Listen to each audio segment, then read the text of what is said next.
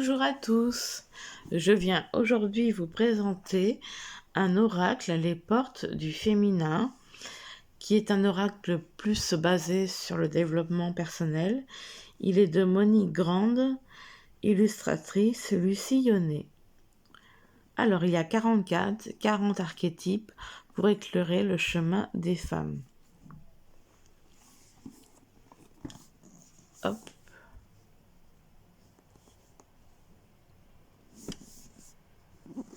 Donc, on va lire ensemble ce qu'il y a au dos.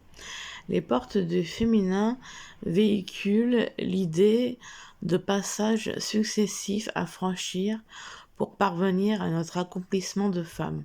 Ce cheminement intérieur sous-entend plusieurs initiations majeures. Les 40 cartes magnifiquement illustrées, accompagnées d'un très beau livre, riche de contenu et de sens, révèlent ce que notre regard ne perçoit pas toujours. L'ensemble apporte un éclairage inédit à toutes les femmes qui cherchent à incarner leur intuition créatrice, à développer leur rayonnement et à mettre en place une dynamique mentale saine et porteuse d'abondance. À travers les différents archétypes des contes, Monique Grande nous invite à consolider nos polarités féminines et masculines, à oser rejoindre les hommes à un niveau plus élevé, afin de répondre ensemble à l'espérance d'un monde qui ne soit pas emmuré dans la compétition, le mercantilisme et la guerre, ou le mécantilisme. Passionné de musique, de danse et de psychologie, le parcours électrique de Monique Grande témoigne d'une ardeur de vie et d'une constante recherche intérieure. Ses jeux et ses livres traitent de ces sujets de prédilection. Le féminin, l'éveil au sacré et à l'amour. Elle est l'auteure du coffret best-seller Féminitude. Lucie Yonnet, artiste peintre, a sublimé les cartes grâce à ses images aux 1000 couleurs énergétiques et vibratoires, créées en reliance avec l'auteur. Alors, il y a 40 cartes, 224 pages, et il est au prix de 27 € aux éditions Très Daniel. J'aime beaucoup ce style de jeu, vraiment sympa. Sous couleur jaune à l'intérieur du coffret, toujours dans les tonalités de jaune, enfin jaune orange, c'est plutôt orange mais ça donne jaune à la caméra. Donc bon, petit pochon argenté, ça change que des pochons dorés, voilà. Et le bouquin qui est quand même un bouquin assez important.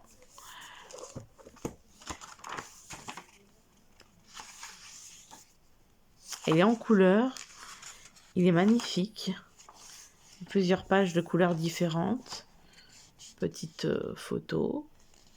On a un sommaire avec une introduction, une présentation des 40 portes,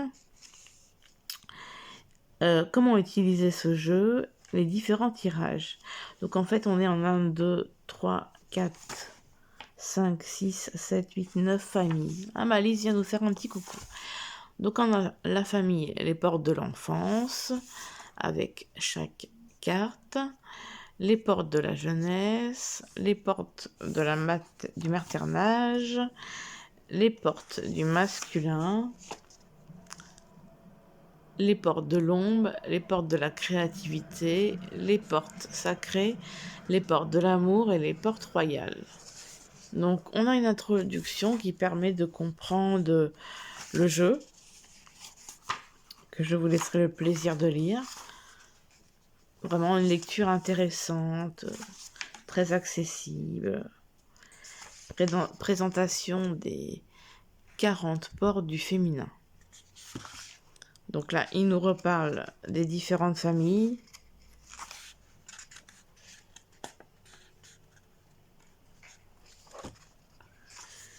Alors, comment utiliser comme vous pouvez le voir, il y a des illustrations en couleur pleine page, ce qui est plutôt agréable. Comment utiliser ce jeu? Alors, lisez l'introduction du livre pour saisir pleinement le sens du jeu. Posez une question qui vous tient à cœur, le plus précisément possible. Étalez l'ensemble des cartes devant vous et choisissez votre mode de tirage. Reportez-vous à la page ciblée à partir de la table des matières. Lisez le compte associé à la série choisie afin d'en ressentir le sens caché. Découvrez l'exploration archétypale et contactez vos résonances personnelles. Quel est le lien entre cette histoire et votre questionnement de l'instant? Que vous apprend cet archétype sur vous-même? Quelle métamorphose intérieure pouvez-vous accueillir? Et suivez la mise en acte proposée afin d'accélérer votre propre transformation. Donc voilà, on a différents tirages. Le tirage de la lumière du jour, quelle est l'énergie adéquate pour faire face au présent. Ce tirage éclaire, donne l'énergie du moment, il indique que faire, que choisir ou quelle direction prendre dans des moments clés de votre vie quotidienne. Faites 2 tas de cartes. Un premier tas avec les cartes des portes des ombres, d'accord, et les 4 premières cartes des portes du masculin. Placez-les à gauche, tirez une carte qui représentera vos empêchements. Tirez une seconde carte dans les cartes restantes pour représenter vos talents. Placez-la à votre droite en surmontant l'obstacle de gauche et en utilisant votre talent de droite. Vous pourrez mieux vous diriger dans votre vie présente. Alors, le tirage du sang rouge. De quelle qualité féminine ai-je besoin en ce moment? Utilisez seulement les cartes des 3 séries suivantes. Les portes de la jeunesse, les portes du maternage et les portes de la créativité. Tirez une seule carte, puis prenez soin de bien ressentir l'image et l'interprétation de la carte. Le sang rouge symbolise la réceptivité, mais aussi le pouvoir de transformation de la nature féminine. Voyez comment cette carte peut agir au cœur de votre quotidien. Ok. Donc utilisez juste les cartes des 3 séries suivantes, d'accord. Qu'on mélange finalement et qu'on prendra une seule carte. Alors, tirage du temps des femmes, d'où je viens, où j'en suis, où je vais. Ce tirage permet de mettre en perspective votre chemin de vie. Tirez 3 cartes dans le jeu entier. La carte de gauche représente votre passé, la carte du milieu représente votre présent, celle de droite votre avenir. Ressentez les images, découvrez le sens des cartes et méditez sur les expériences qui se présentent à vous. Après, nous avons un tirage initiatique. Quelle est l'épreuve à traverser pour grandir dans ma vie de femme? Utilisez seulement les portes sacrées, les portes de l'amour et les portes royales. Tirez une carte et lisez le texte associé à cette carte. Prenez le temps de ressentir et d'activer votre transformation. Tirage de la nuit. Quel frein, quel conditionnement, quel attachement m'empêche actuellement d'avancer? Utilisez seulement les portes de l'ombre et les portes du masculin. Les 4 premières cartes correspondent à l'animus négatif. Tirez une carte parmi ces 8 cartes.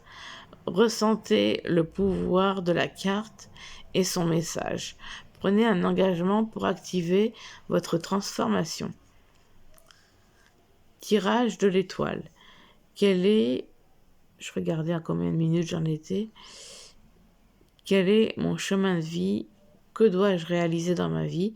Utilisez 5 cartes dans le jeu entier. Placez-les en croix. Et donc là, il n'y a pas besoin de sélectionner des familles. Devant vous, en commençant par la carte de gauche, puis celle d'en haut, puis celle d'en bas, puis celle de droite et enfin celle du milieu. Celle de gauche, atout, don. Celle du haut, là où vous allez. ce que vous avez à développer, celle du bas, d'où vous venez, est-ce que vous avez à dépasser, à droite, les nouvelles qualités à développer, au milieu, le chemin à suivre, l'étoile qui vous guide, l'endroit où vous rendre. Bon, bah, je trouve ce jeu tout à fait très sympa, très coloré.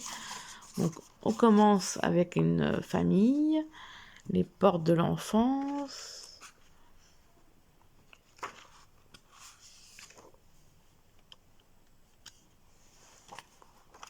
Après, donc on a différentes cartes. Après, les portes de la jeunesse. Différentes cartes liées à cette famille. Les portes du maternage. Et des belles illustrations à chaque fois, quoi. C'est vraiment... Waouh, ouais, j'adore. Les portes du masculin. Comme j'ai dit tout à l'heure, mais je vous remontre les différentes images. Les portes de l'ombre. Très très beau. J'espère que j'en ai pas oublié. Les portes de la créativité. Vous voyez, ça, vous voyez la carte pleine page est vraiment belle. Les portes sacrées. C'est vraiment très très beau. Très très beau. Les portes de l'amour. Magnifique. Après, nous avons les portes royales. Voilà, voilà. On a un petit propos de l'auteur et de l'illustratrice, Monique Grande, et aussi de Lucie Yonnet. Alors, ouais, donc autant pour moi, Monique Grande, c'est l'auteur, et l'illustratrice, Lucie Yonnet. Donc j'aurais pensé qu'il y aurait pu avoir deux illustratrices, ça aurait pu, mais non. Il est vraiment beau ce jeu. Ouais, pour faire un travail sur soi impeccable, je vais vous montrer les cartes. Elles sont pas dans l'ordre parce que je les ai déjà utilisées. Le dos est comme ceci, avec des tranches dorées, j'aime beaucoup. J'aurais bien aimé en argenté, mais doré c'est beau aussi. Alors, la Belle Dormante, c'est une carte que j'ai eue tout à l'heure quand je me suis fait un tirage. Excusez-moi, il y a une petite coupure. Donc j'espère que vous voyez bien. J'ai rapproché la caméra.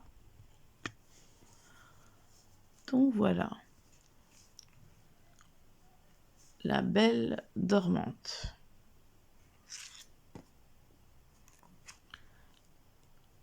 La Vierge à la licorne. La Mère originelle.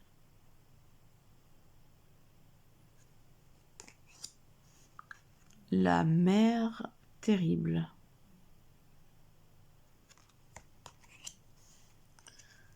La trop bonne mère. Moi, ça me parle beaucoup. La poupée.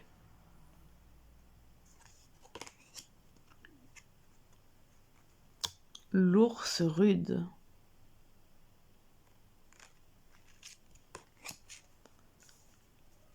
Le meurtrier. Les tisseuses. L'orpheline. J'adore les cartes. Ah, je me disais qu'il y en avait une de collée. Les bonnes fées. Magnifique. L'enfant au berceau.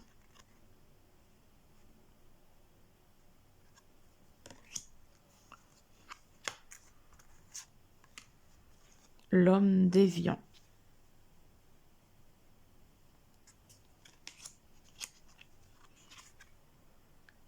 Le séducteur. Le manipulateur.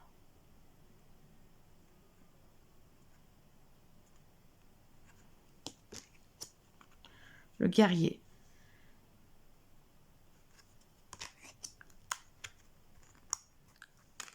La sorcière.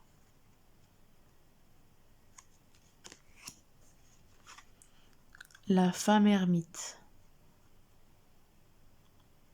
Ça fait penser à l'ermite dans le tarot.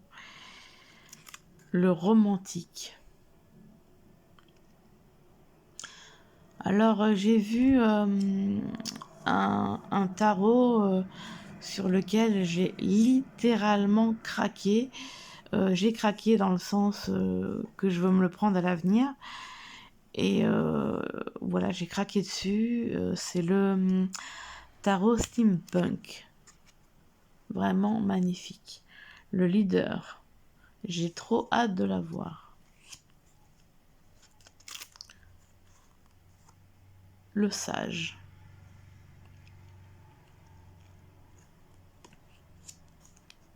La gorgone.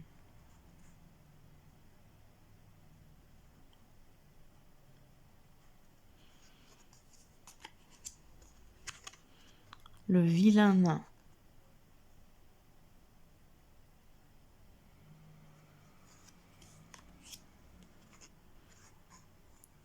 La petite fille divine.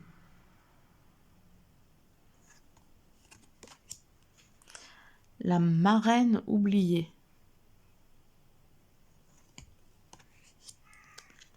J'aime beaucoup l'univers de ce jeu. La princesse rêveuse.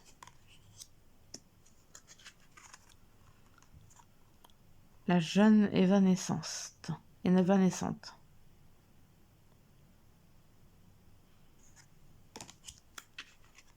La mère sauvage. La grand-mère nature.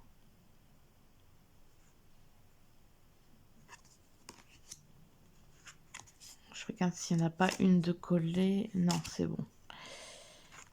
Parce que quelquefois, ils sont collés. La femme esprit. J'aime beaucoup les mots-clés, enfin le nom des cartes. C'est très parlant. La dame lune. Oula, attention. Le loup-garou. J'aurais pas cru qu'il y aurait une carte de ce genre-là dans ce jeu. Ma foi. La sirène. Ça doit être... ouais, une famille gris. Ça doit être des personnages légendaires, je suppose. Sirène. La déesse cosmique. L'esprit vêtu de blanc. C'est l'image de la couverture. La femme duale. Le couple éveillé.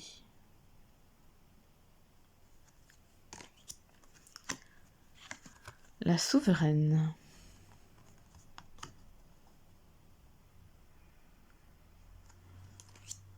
Le roi et la reine. Et voilà pour les 40 archétypes.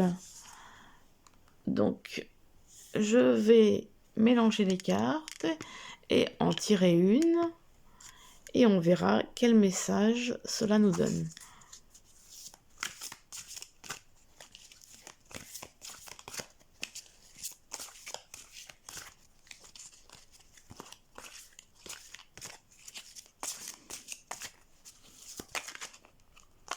Donc voilà, il y en a une qui s'est glissée. Hop là. Le leader.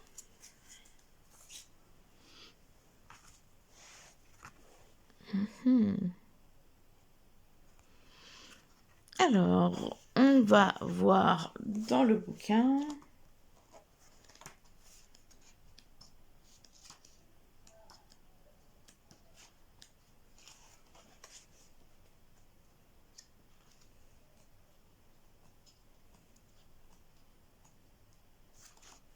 Voilà, c'est les portes du masculin en fait. La famille est porte du masculin. J'adore ces pages. Il y a des pages colorées, vraiment. D'ailleurs, je vous ai pas montré, mais Les bordures des cartes, vous voyez, on voit les 9 familles. Ça donne un panel de couleurs vraiment très très beau, quoi. Vraiment très beau. Hop. Voilà. Alors, on va lire le message du leader.